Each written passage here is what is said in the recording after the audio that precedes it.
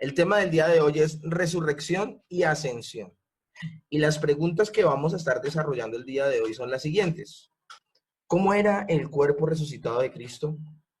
¿En qué es eso significativo para nosotros? ¿Qué le sucedió a Cristo cuando ascendió al cielo? En algunas de las clases de Cristología, cuando hablábamos, por ejemplo, de la expiación, varias personas me preguntaban sobre la necesidad de que el Señor resucitara en su cuerpo físico y una serie de interrogantes que habían en torno a lo que significaba la resurrección del Señor Jesús. Esas preguntas van a ser respondidas el día de hoy. Y yo quiero recordarles, mientras preparaba la clase del día de hoy, meditaba en algo y es, ¿qué es la teología sistemática? La teología sistemática es la ciencia de la teología que se enfoca en estudiar un tema, pero todo lo que dice la Biblia acerca de ese tema. Y eso es lo que vamos a hacer el día de hoy. Vamos a buscar las evidencias en Antiguo y Nuevo Testamento de por qué era necesaria la resurrección de nuestro Señor, del Mesías. Entonces vamos a ver cómo en el Antiguo Testamento se anunciaba este fenómeno y cómo se cumplió en el Nuevo Testamento. Ahora, como es un evento histórico, es algo que no se puede comprobar científicamente. Entonces hay una comprobación que es la legal, la de a través de testigos y a través de contemporáneos de ese evento que anunciaran y ratificaran de verdad que sucedió. Pero entonces el día de hoy, nuestro mayor énfasis va a ser en la escritura. Si ustedes se van a dar cuenta, todas las diapositivas van a tener una cita bíblica corroborando el punto de vista acerca del desarrollo de la argumentación que vamos a tener el día de hoy. Pero me gustaría por eso recordarles, yo mientras preparaba la clase, yo veía la necesidad de recordarles qué es la teología sistemática. La teología sistemática es el estudio de un fenómeno bíblico, de un fenómeno teológico, pero todo lo que dice la escritura acerca de eso que se estudia en cuestión. Hemos visto doctrina de las escrituras, todo lo que dice la Biblia acerca de la Biblia. Hemos estudiado doctrina de Dios, todo lo que las escrituras dicen acerca de Dios y de su carácter. Hemos estudiado doctrina del hombre, todo lo que la Biblia dice acerca de el hombre, su ontología, su estado en este momento, hacia dónde lo quiere llevar el Señor, aún la manera en que se relacionó Dios con el hombre. Y ahora, hablando de Cristo, también hemos visto y hemos rastreado la evidencia escritural de la persona de Cristo, su parte divina, su parte humana. Hemos también visto en la escritura el fenómeno maravilloso de la expiación. Y hoy nos atañe, y obviamente era inexorable el camino donde íbamos a llegar luego de hablar todo esto de nuestro Señor Jesucristo, y es luego de que se levanta de entre los muertos y su ascensión. Eso todo hace parte de la obra de Cristo. Y de hecho, hoy cerrando, vamos a ver los estados de Cristo, los diferentes estados de Cristo, cerrando la clase del día de hoy, que va a ser maravilloso.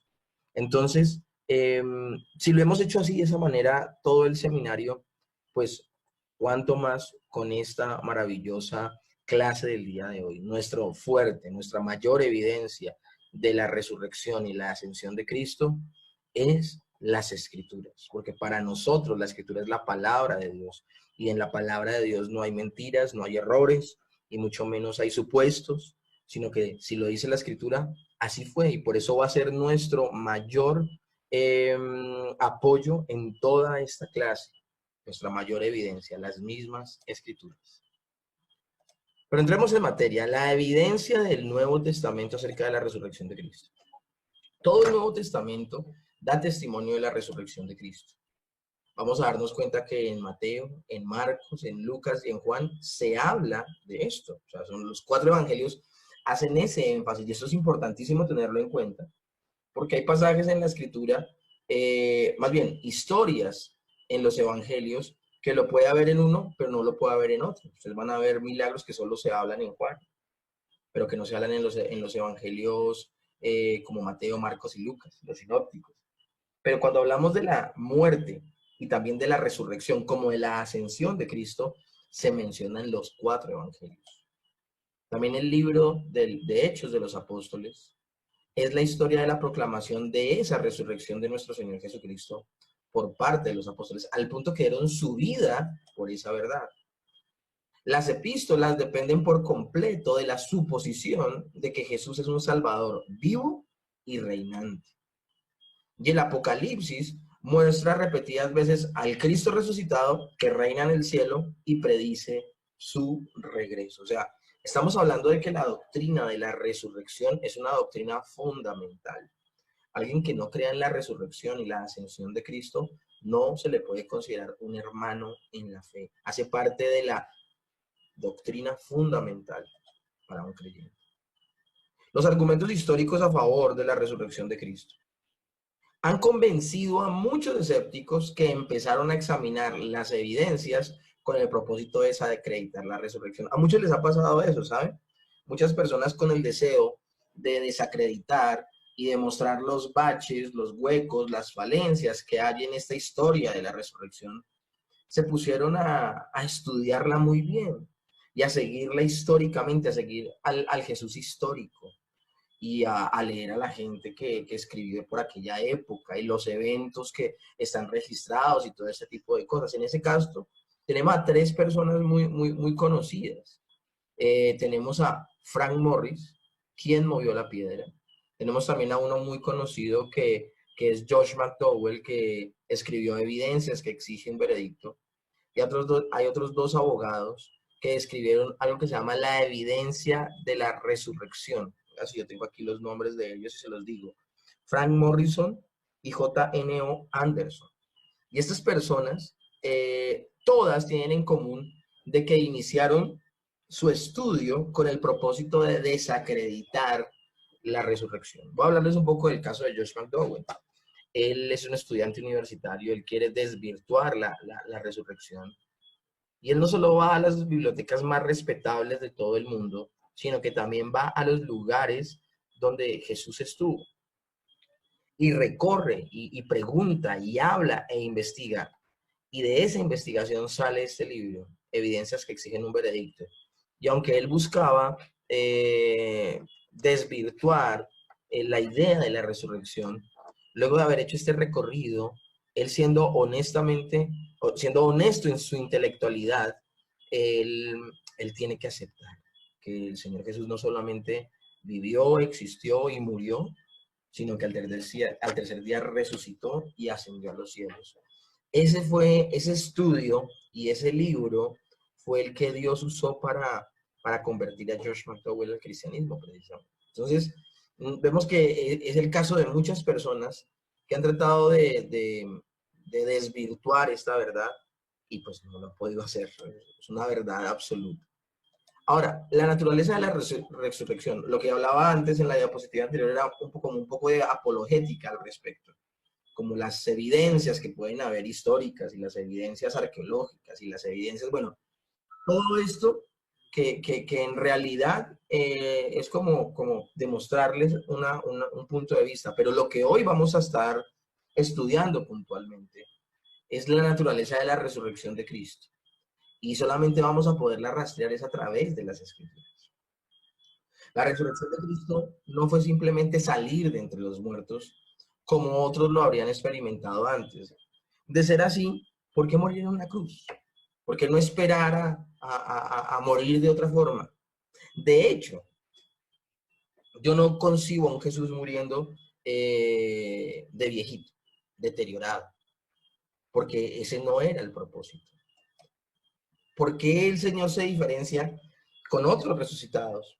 La Biblia, antes de la resurrección de Cristo, habla de otros resucitados. Habla de Lázaro, habla del hijo de la mujer de Naín, de la viuda de Naín, que precisamente el Señor resucita tocando el féretro. Habla de la hija de Jairo, que el Señor también resucitó. Hablemos del Antiguo Testamento. Elías resucitó al niño de la viuda de Sarepta. También el mismo Eliseo también resucitó a otro niño, a una mujer que le había construido una habitación cada vez que él iba a un lugar específico. Entonces vemos que hay personas que han vuelto de la muerte, pero estas personas volvieron a morir. Cuando Jesús se levantó de los muertos, se le denomina a esa resurrección las primicias de una nueva clase de vida humana. Y cuando se habla de primicias, en 1 Corintios lo dice, 15:20, dice, mas ahora Cristo ha resucitado de los muertos. Primicias de los que durmieron es hecho. No dirá, bueno, pero primicias, ¿por qué si ya hay otra gente que también murió y resucitó? Sí, pero es que todos los que murieron y resucitaron volvieron a morir. Resucitaron como una muestra del poder de Dios, pero no ejemplifican lo que ejemplifica la resurrección de nuestro Señor Jesucristo.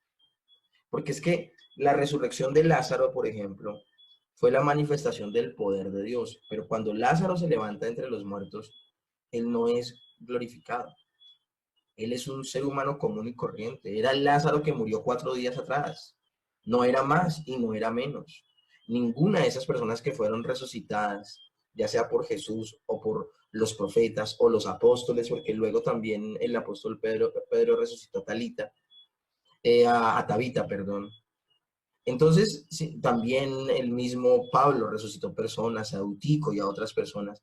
Entonces, estamos hablando de que estas personas que se levantaron entre los muertos no se levantaron glorificadas, lo que sí sucedió con nuestro Señor Jesucristo. Y escúchenme bien esto, el primer glorificado es nuestro Señor Jesucristo y en Él se ve la muestra de lo que sucederá con todo creyente luego de resucitar cuando el Señor venga por segunda vez. Y esto es lo maravilloso. Y 1 Corintios 15:20 nos permite creer esto. Mas ahora Cristo ha resucitado entre los muertos. ¿Y quién es Cristo? Cristo son las primicias de los que durmieron. Entonces, y el término primicia me llama la atención, porque primicia significa,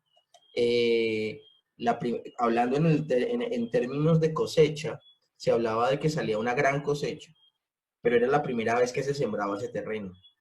Y como salía la primera cosecha, se creía que iba a ser el resto de las cosechas. Por eso era tan importante. Y a esa primera cosecha se le denomina primicias.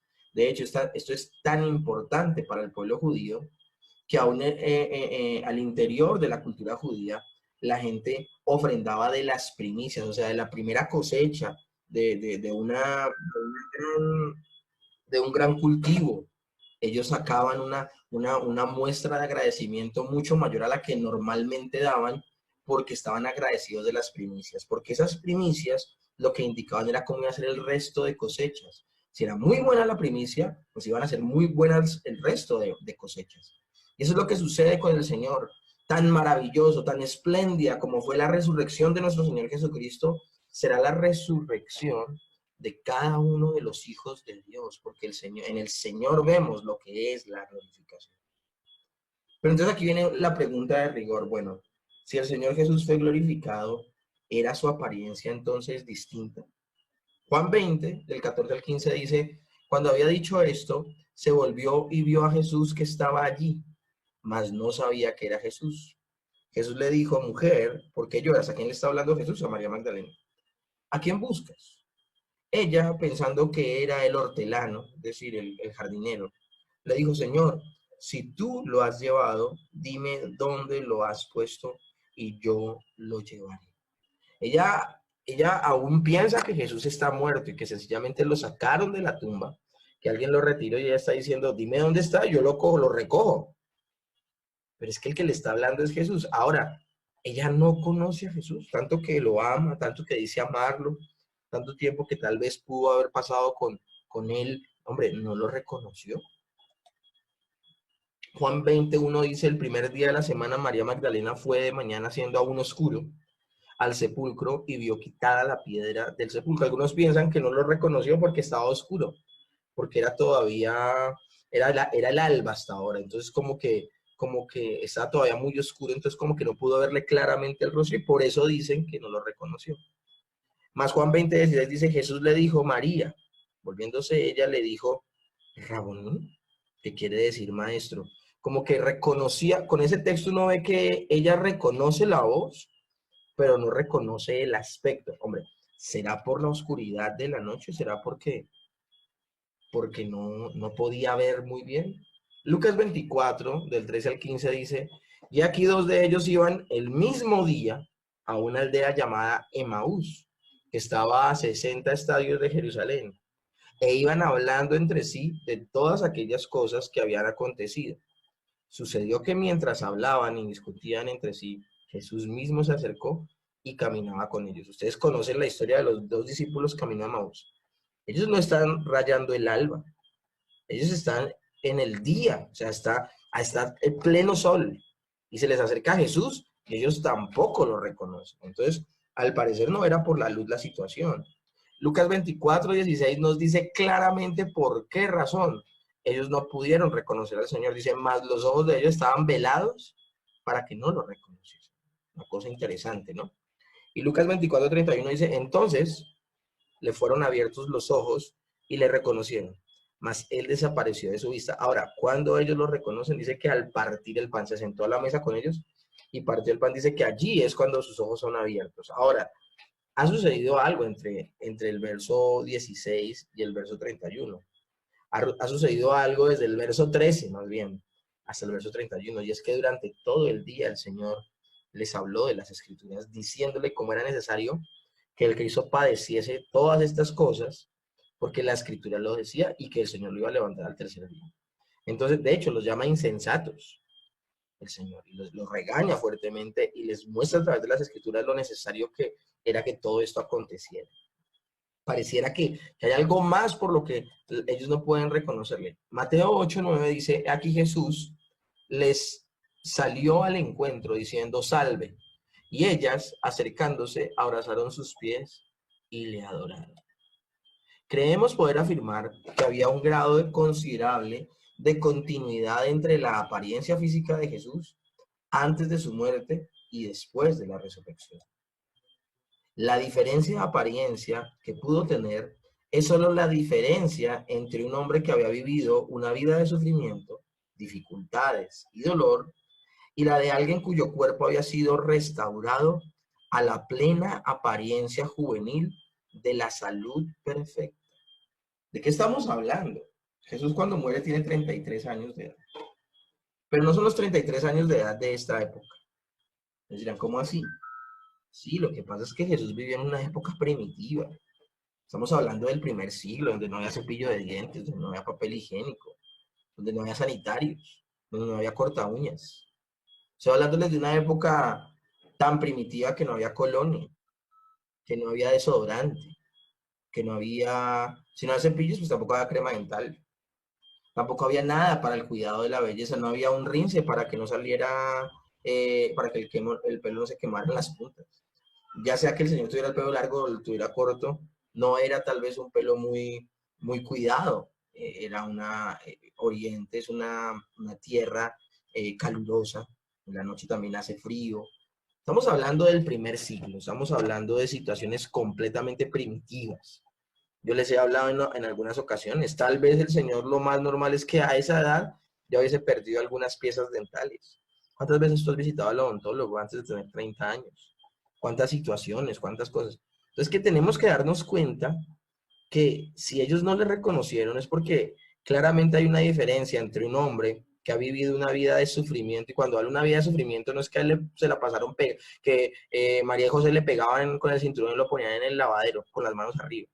Hablando de una vida de sufrimiento, hablo de que a la vida del Señor Jesús hecho hombre se le llama el ministerio de la humillación, porque es Dios convertido en hombre. Un hombre que tiene todas las debilidades de un ser humano. Él pasó por dificultades también y dolor, pero cuando Él resucita, ya Él es ajeno a todo esto. Ahora, sumémosle a que Él llegó a los 33 años, pero solo en una noche y un día lo maltrataron a tal punto de que murió. Los latigazos, los golpes, la corona de espinas, la cruz. O sea, cuando tú ves una persona que le han golpeado tan fuerte, una persona que la corona le hizo que la cabeza tuviera el doble del tamaño de proporción de una cabeza normal, de que la Biblia habla de que su cuerpo era una sola llaga, es decir, que se unían tanto herida con herida, que finalmente toda la piel se le despellejó. Estamos hablando de que tú, en tu mente humana, lo que menos piensas es que él va a estar completamente restaurado 3 días después.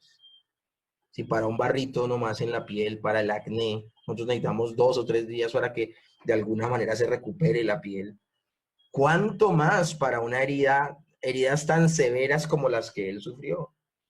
Pero vemos a un Señor Jesús levantado al tercer día con su cuerpo completamente restaurado, con su cuerpo completamente restaurado, que por gracia el Señor permite que queden las heridas de sus manos y de sus pies y la herida en el costado para demostrarle a todos los seres humanos que Él es el que se levantó entre los muertos, porque los seres humanos somos tan incrédulos por naturaleza que si no fuera por eso aún se dudaría, y el ejemplo es Tomás.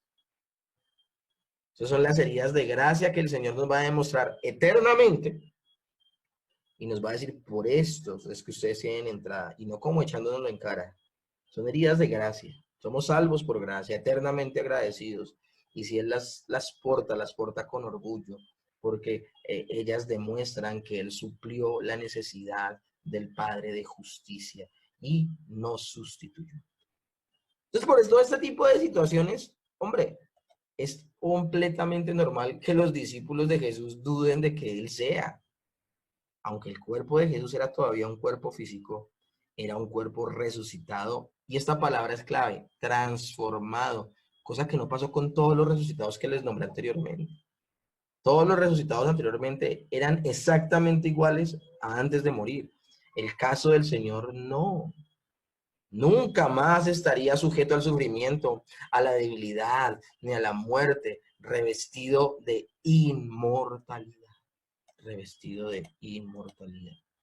Primera de Corintios 15:53 dice, porque es necesario que esto corruptible se vista de incorrupción y esto mortal se vista de inmortalidad.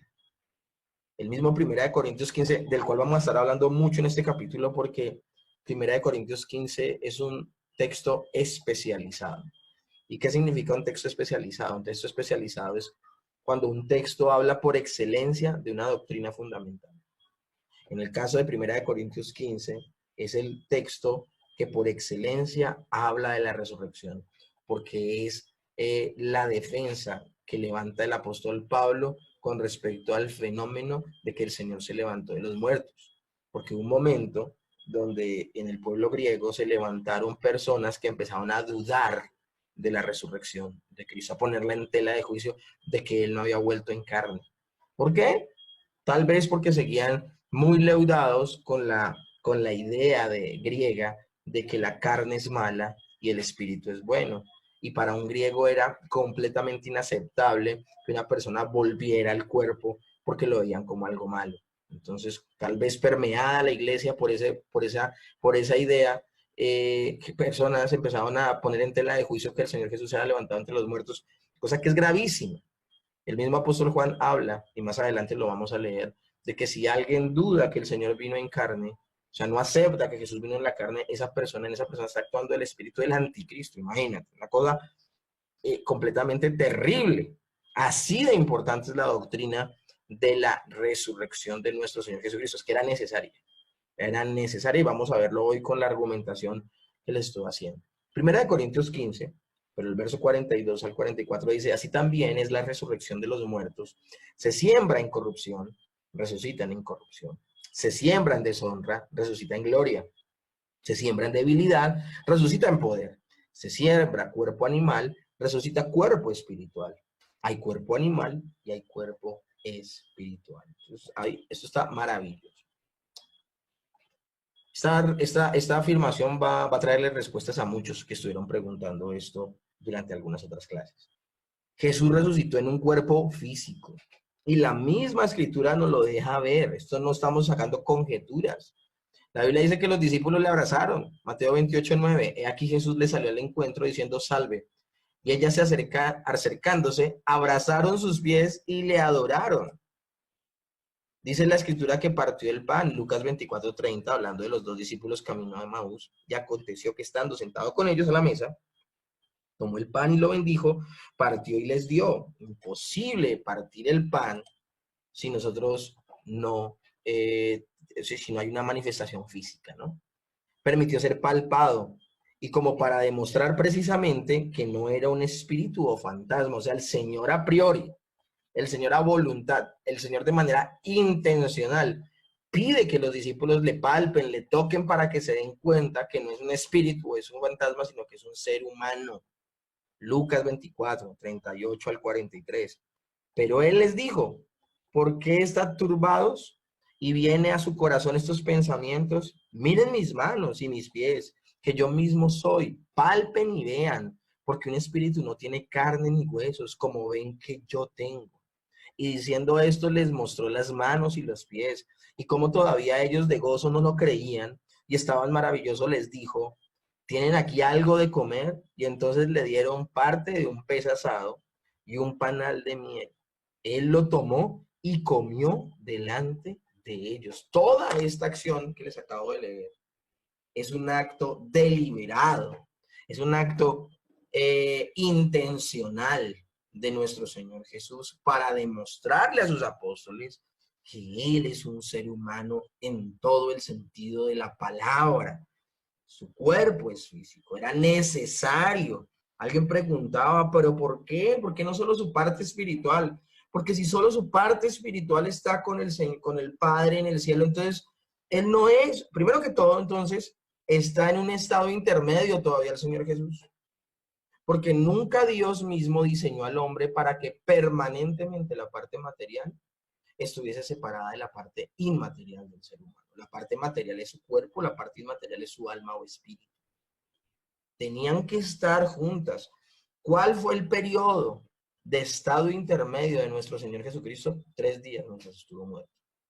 Eso fue lo que duró el estado intermedio de nuestro Señor Jesús. 3 días, donde su cuerpo estuvo en la tumba y su espíritu o su alma estuvo con el Padre. Pero pasados esos 3 días, la glorificación de nuestro Señor Jesús se manifiesta como que se presenta ante sus apóstoles resucitado, su cuerpo unido a su alma o a su espíritu, haciendo esta clase de afirmaciones para demostrarles. Y de hecho, lo segundo que había riesgo de creer que el Señor solamente está por allá como un espíritu, es que no serían las primicias el de la resurrección. Y entonces el apóstol Pablo estaría mintiendo y muchas cosas sucederían. Es que estamos hablando de que Él es el ejemplo primordial. Él es las primicias de lo que le va a suceder a todo creyente. Y es que un día los que han muerto primero en Cristo resucitarán y serán glorificados. Y luego los que en ese momento de la venida de Cristo estén vivos no conocerán la muerte, sino que serán traspasados. ¿Y eso qué significa? Que su cuerpo y su alma nunca se separarán, su cuerpo y su alma o espíritu nunca se separarán, sino que de una vez serán transformados de algo corruptible a algo incorruptible. Eso será lo que le sucederá a las personas que experimenten la segunda venida de Cristo siendo creyentes. Serán glorificados sin conocer la muerte. Pero dice la palabra que primero resucitarán los que han muerto en Cristo. Todas las personas que han muerto serán los primeros resucitados y glorificados. Y posterior a ellos, el resto de creyentes que estén vivos en ese momento. Por eso era tan importante que el Señor aclarara que Él no era un espíritu. De hecho, al incrédulo Tomás le invita a que lo toque. Luego dijo a Tomás, pon aquí tu dedo y mira mis manos. Te acerca tu mano y métela en mi costado y no seas incrédulo, sino creyente. Pedro, tiempo después, da testimonio de que comieron con el Señor Jesucristo resucitado. Hechos 10:41 dice, a nosotros que comimos y bebimos con Él después que resucitó entre los muertos. El Señor Jesús no simulaba comer, Él comió. Ahora, una pregunta, ¿puede el cuerpo resucitado aparecer y desaparecer de forma repentina y atravesar paredes tipo Automan? Lucas 24:31 dice, entonces les fueron abiertos los ojos y le reconocieron, mas él desapareció de su vista. No, leyendo ese texto uno puede decir, bueno, pues, ¿qué sucederá? Juan 20:19 dice, cuando llegó la noche de aquel mismo día, el primero de la semana, estando las puertas cerradas en el lugar donde los discípulos estaban reunidos por miedo de los judíos, vino Jesús y puesto en medio les dijo, pasa usted. Y lee esos dos textos y dice, oh, el Señor tiene la capacidad de aparecer y desaparecer. Y como están las puertas cerradas, entonces tiene también el poder de traspasar paredes. Ahora uno lee Juan 20:26, dice, 8 días después estaban otra vez sus discípulos dentro y con ellos Tomás. Llegó Jesús estando las puertas cerradas, nuevamente declara el texto, y se puso en medio de ellos y les dijo: paz a ustedes. Nosotros debemos ser cuidadosos de formular doctrinas de estos pasajes. ¿Y por qué? Ninguno de estos pasajes está afirmando que el cuerpo resucitado puede atravesar paredes o aparecer o desaparecer a voluntad. Eso no es lo que está diciendo esos textos. Hechos 8:39 dice: cuando subieron del agua, el Espíritu del Señor arrebató a Felipe, y el eunuco no le vio más y siguió gozoso su camino. Algunos sugieren que Jesús pasó a través de la puerta cerrada o que la puerta se abrió por sí misma o algo parecido. Pero las escrituras, quiero que en esto seamos juiciosos, mis hermanos.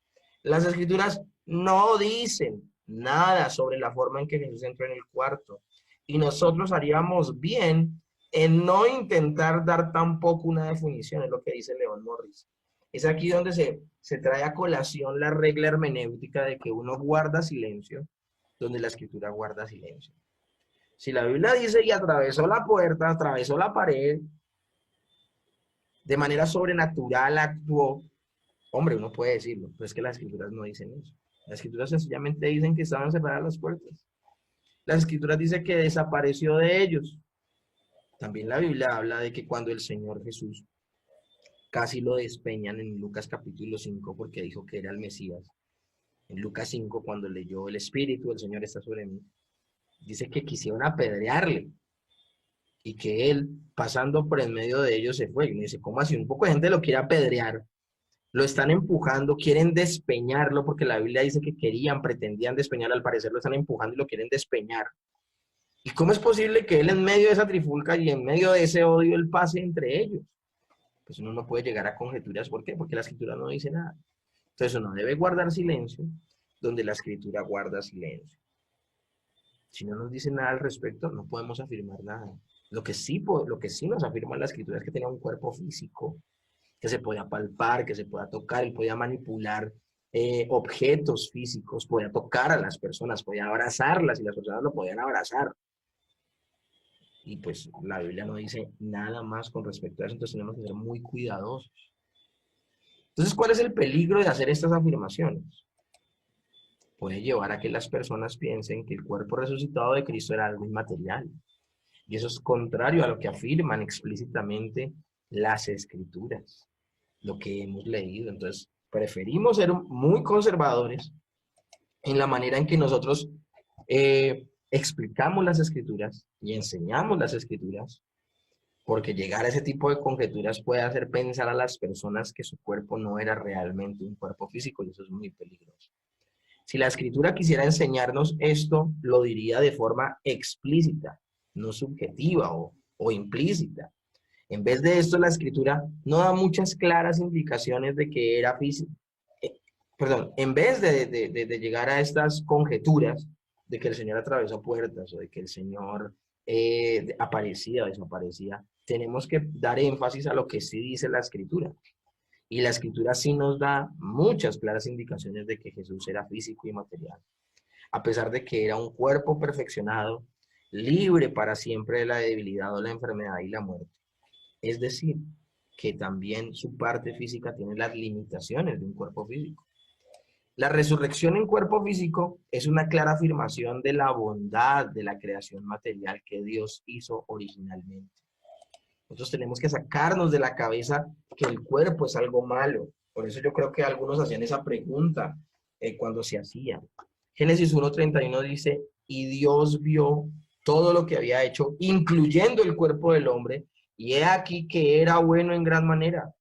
Cuando Dios nos creó cuando nos creó como la cúspide de la creación, porque recuerden que el hombre es creado como lo último que se creó en la creación, porque es la cúspide, porque nosotros íbamos a gobernar esta creación en nombre del Señor. Cuando Dios nos creó como la cúspide de su creación, nos dio cuerpos físicos.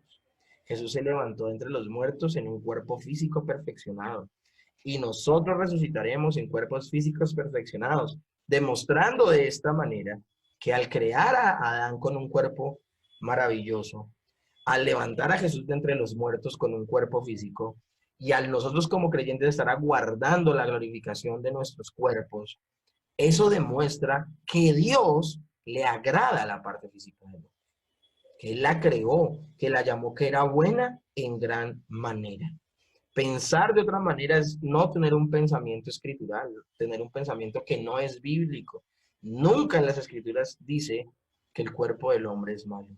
No podemos confundir términos cuerpo con la carne. El término la carne está hablando en muchos textos es del comportamiento natural y pecaminoso de las personas.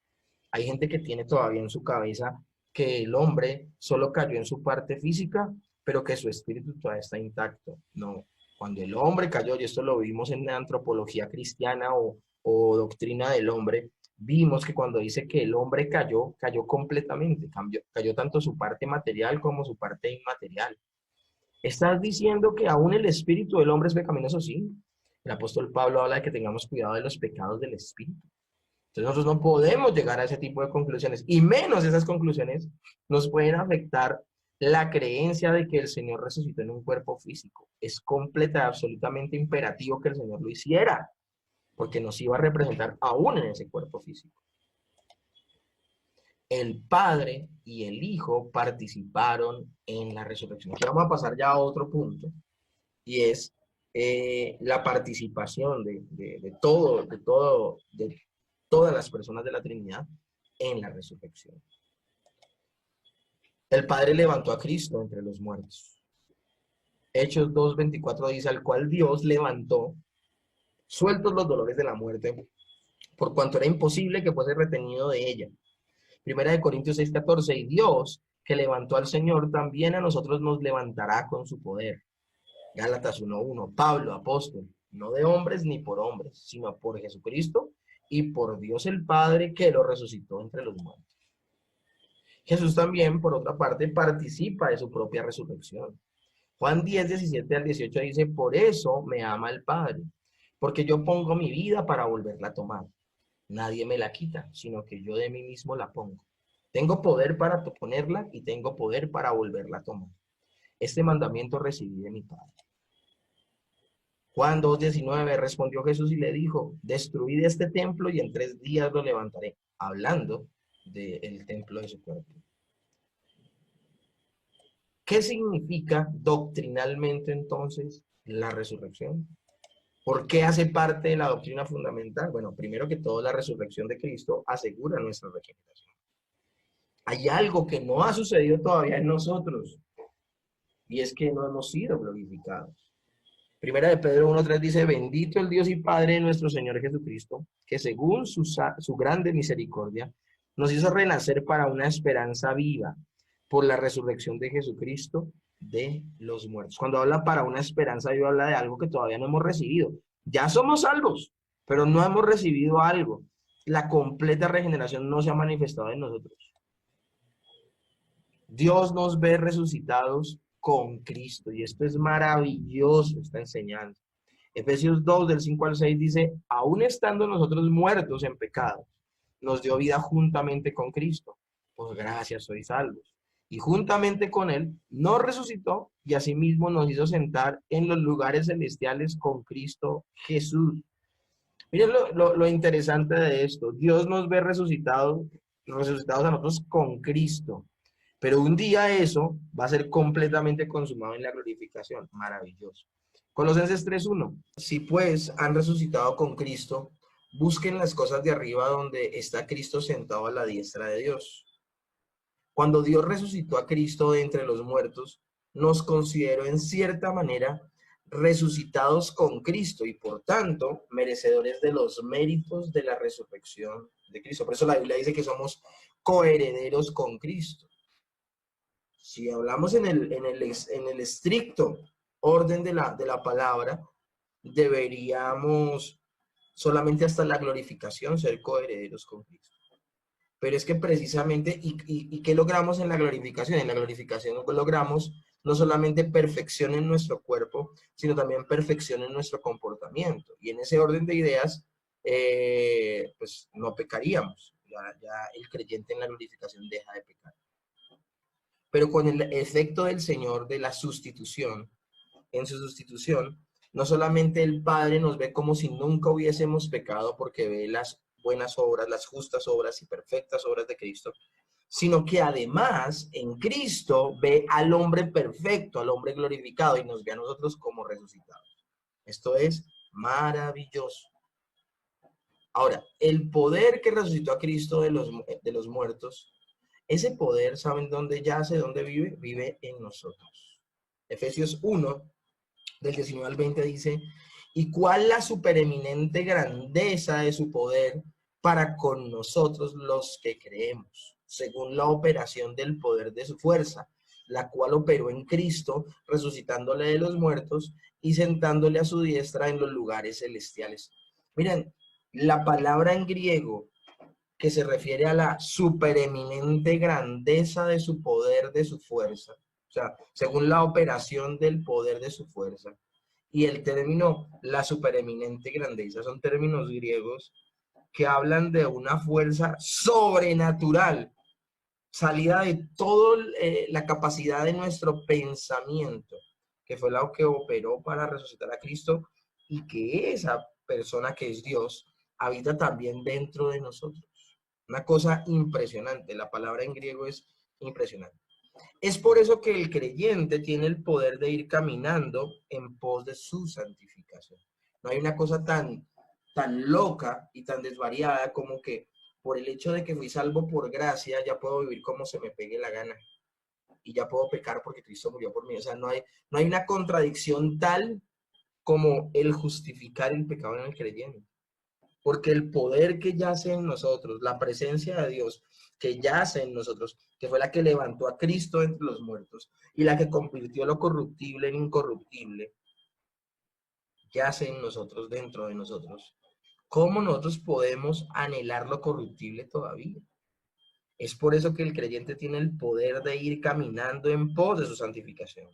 Romanos 6:4 dice, porque somos sepultados juntamente con él para muerte por el bautismo, a fin de que como Cristo resucitó de los muertos por la gloria del Padre, así también nosotros andemos en vida nueva. Lo que sucede en el bautismo es algo maravilloso por lo que representa, porque nosotros no podemos hablar de que el bautismo traiga algún bien espiritual en cuanto a que la gente al bautizarse es regenerada. No, para nada. No quiero que se malinterprete este texto de Romanos de esa manera. Recordemos que el bautismo sencillamente es la alegoría física o la representación viva de un fenómeno que sucedió previamente en la persona que se bautiza. La persona que se bautiza cree tanto en el Señor Jesús que cree que Él murió a sus pecados y resucitó a una vida nueva.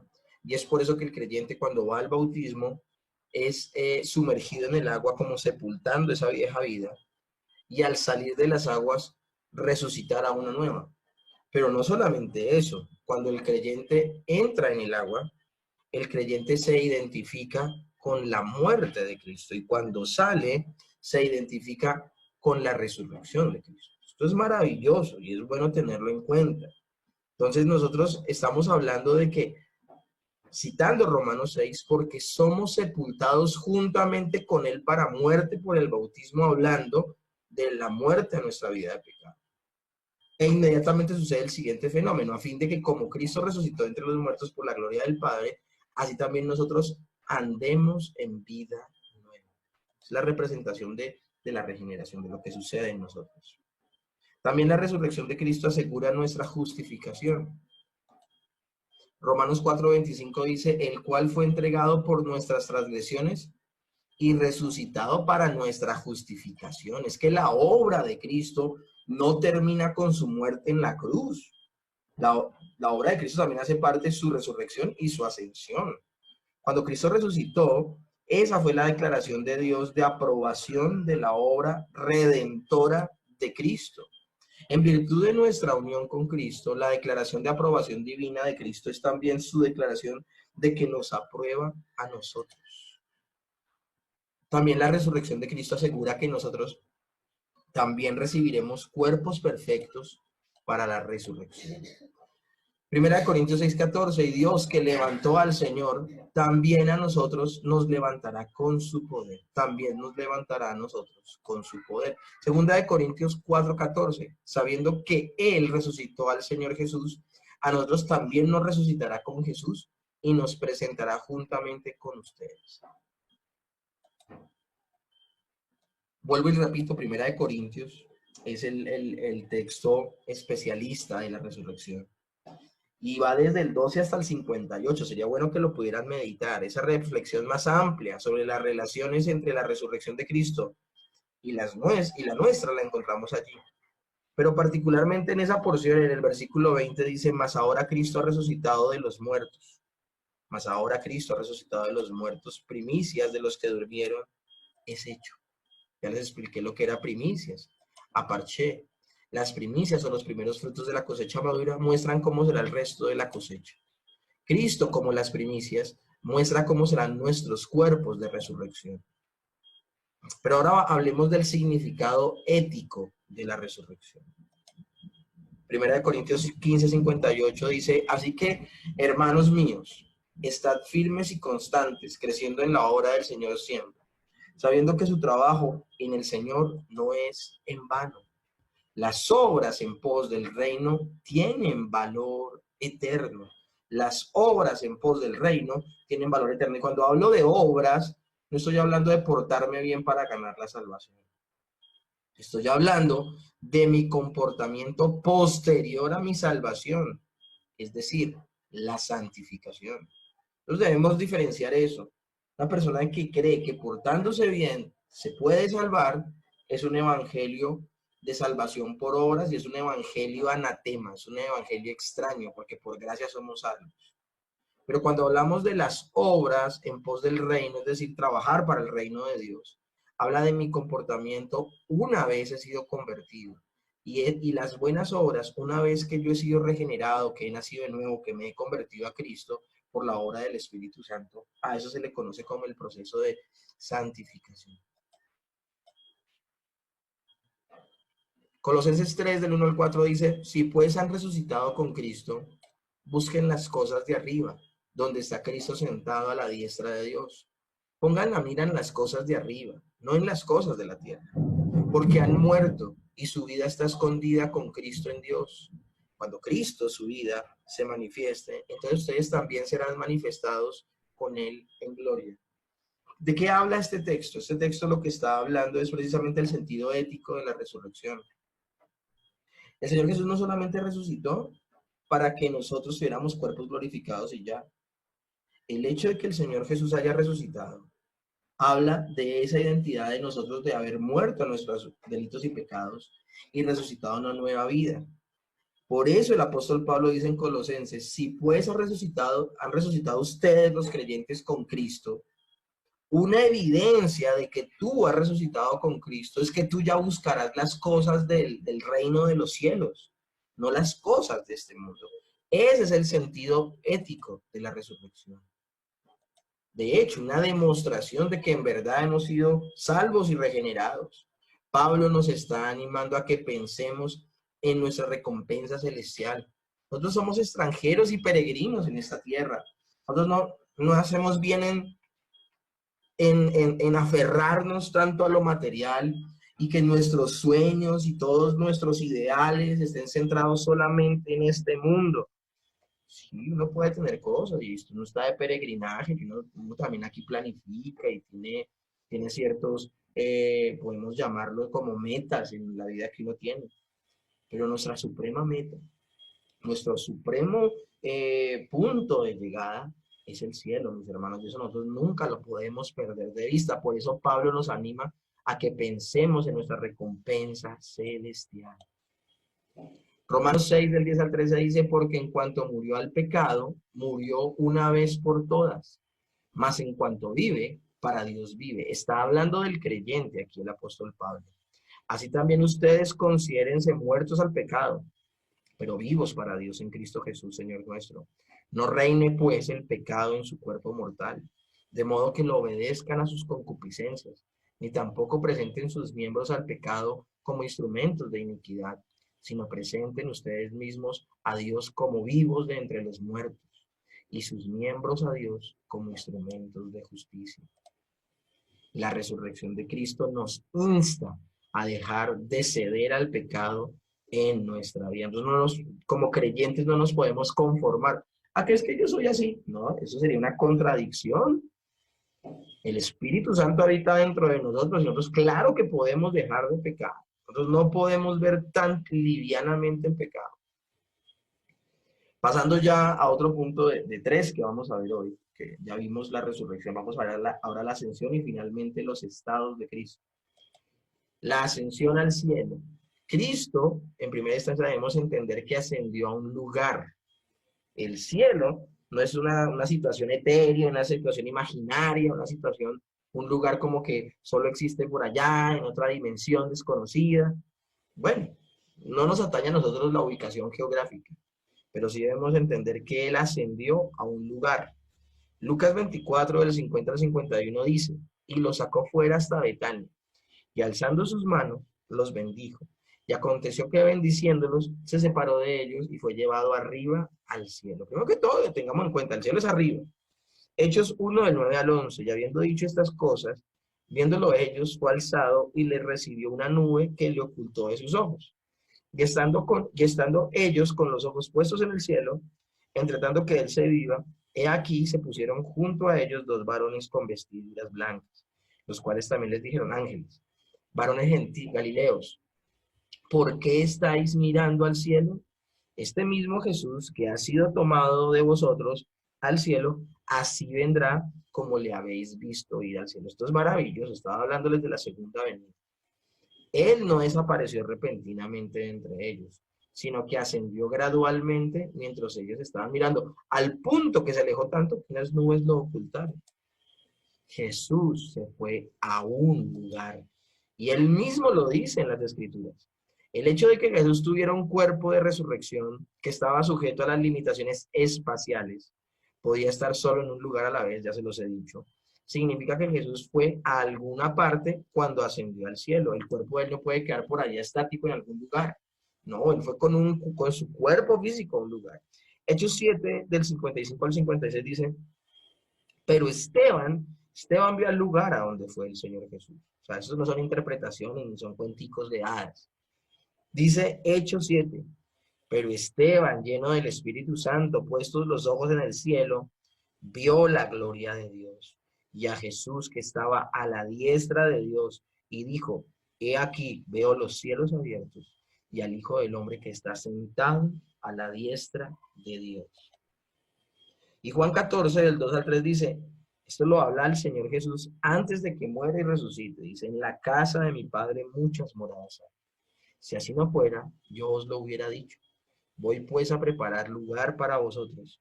Y si me fuere y os prepararé lugar, vendré otra vez y os tomaré a mí mismo, para que a donde yo estoy, vosotros también estéis.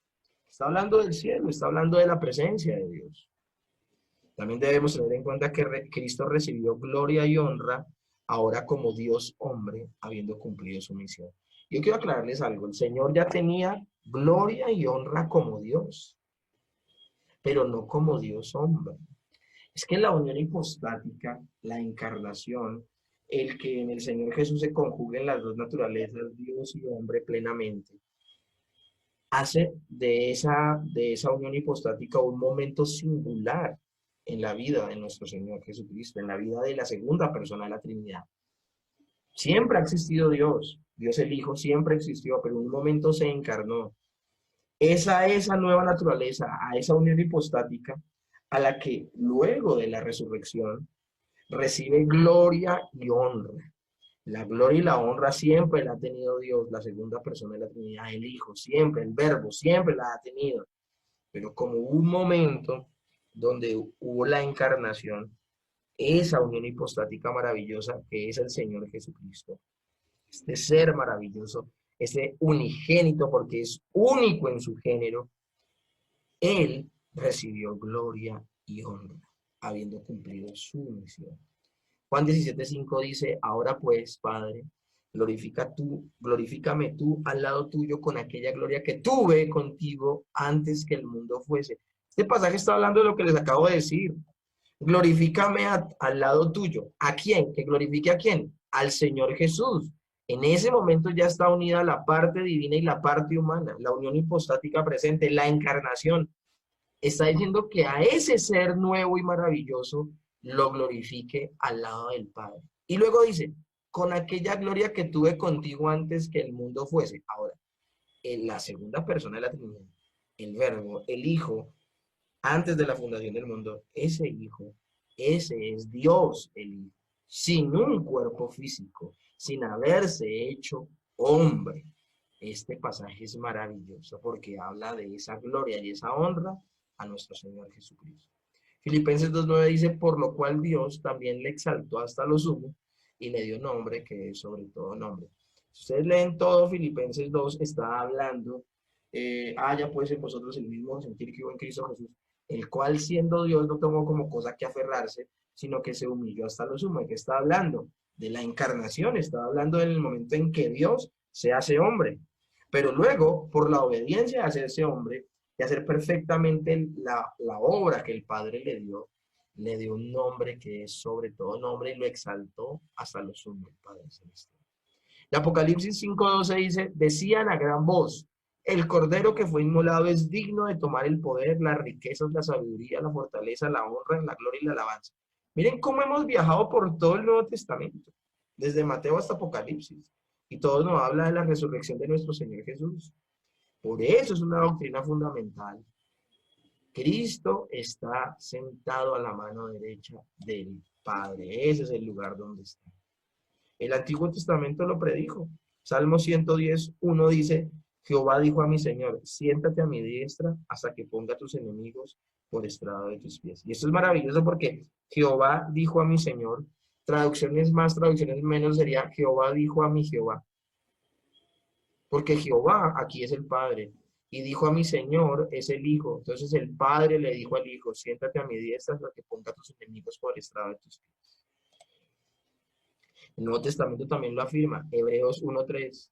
Habiendo efectuado la purificación de nuestros pecados por medio de sí mismo, se sentó a la diestra de la majestad de las alturas. Simboliza que recibió autoridad sobre todo el universo.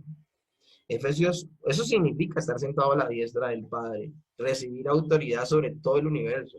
Efesios 1, del 20 al 21 dice, y sentándole a su diestra en los lugares celestiales, sobre todo principado y autoridad y poder y señorío, y sobre todo nombre que se nombra, no solo en este siglo, sino también en el venidero. Y primera de Pedro 3:22, quien habiendo subido al cielo está a la diestra de Dios, y a él están sujetos ángeles, autoridades y potestades. La ascensión de Cristo tiene importancia doctrinal para nuestra vida. Entonces, si hemos visto que tiene tan prolífica manifestación en toda la Escritura, la ida de Cristo al cielo anuncia nuestra futura ascensión al cielo con él. Así como tiene un significado la resurrección, también la tiene la ascensión. Primera Tesalonicenses 4:17 dice, luego nosotros los que vivimos, los que hayamos quedado, esto está hablando luego de que ha dicho, y los que han muerto en Cristo resucitarán primero. Sigue diciendo, luego nosotros los que vivimos, los que hayamos quedado, seremos arrebatados juntamente con ellos en las nubes para recibir al Señor en el aire. Y así estaremos siempre con el Señor. Habla de una ascensión de los creyentes que estén en el momento de la segunda venida de Cristo. A eso se le llama el arrebatamiento. Seremos tomados. Y miren cómo eso es de maravilloso. Pablo lo habla como diciendo seremos. Ahora Pablo murió. Pablo no fue de esa generación. Pero eso no le quita la fuerza al pasaje, no le quita la fuerza. Antes le da más, porque era la esperanza del apóstol Pablo, como también puede ser la nuestra. Ahora nosotros no sabemos si somos de esa generación. Pero aquellos que vivan el arrebatamiento se juntarán en las nubes con el Señor y estaremos para siempre con Él, dice el apóstol Pablo en Primera de Tesalonicenses. Maravilloso, maravilloso. Hebreos 12, del 1 al 2 dice, por tanto, nosotros también, teniendo en derredor nuestra tan grande nube de testigos, despojémonos de todo pecado y del peso que nos asedia y corramos con paciencia la carrera que tenemos por delante, puestos los ojos en Jesús, el autor y consumador de la fe, el cual, por el gozo puesto delante de él, sufrió la cruz, menospreciando el oprobio, y se sentó a la diestra del trono de Dios. Negar esta realidad de la ascensión del Señor Jesucristo y de que está sentado juntamente a la derecha del Padre es negar la Escritura. Por eso tiene que enseñarse juntamente con su resurrección. La ascensión de Jesús nos enseña que no pertenecemos a este mundo, que somos peregrinos advenedizos, que estamos de paso. Juan capítulo 14, verso 3 dice, y si me fuere y os prepararé el lugar, vendré otra vez y os tomaré a mí mismo, para que donde yo estoy, vosotros también estéis. Juan 17, 14 al 16, yo les he dado tu palabra y el mundo los aborreció, porque no son del mundo como tampoco yo soy del mundo. No ruego que los quites del mundo, sino que los guardes del mal. No son del mundo como tampoco yo soy del mundo. Mis hermanos, este no es nuestro lugar. No somos extranjeros. Estamos de paso por aquí. No pensemos que esto es todo lo que hay. Acuérdense cuando hablábamos de las diferentes posiciones, hablábamos de personas que eran materialistas y pensaban que todo terminaba con la muerte, que la persona sencillamente desaparecía con la muerte. Y también hablábamos de los deístas, de los que creen que sí, que hay un día después de la muerte. Pero ¿qué clase de vida? Mis hermanos, para el creyente, para aquel que creó en Cristo, pueda creer que también juntamente con él vamos a tener vida eterna. La resurrección y la ascensión hacen parte de la doctrina fundamental del cristianismo. Finalizamos la clase de hoy con los estados de Cristo. La doctrina de los estados, del estado doble de Cristo. Un estado de humillación y un estado de exaltación. En el estado de humillación vemos su encarnación, su sufrimiento, su muerte y su sepultura. Alguien podría decir, pero ¿cómo así que humillación encarnar? Pensé que humillación era solamente su sufrimiento, su pasión, su muerte y su sepultura. No, también la encarnación. Es que es Dios convirtiéndose en hombre, tomando la forma de su criatura. Entonces eso también hace parte de su ministerio, su estado de humillación. Pues también hay un estado de exaltación, que es cuando, luego del tercer día de muerto, resucita, asciende al cielo y se sienta a la derecha del Padre. Y también hace parte de la exaltación de Cristo su regreso en gloria y poder.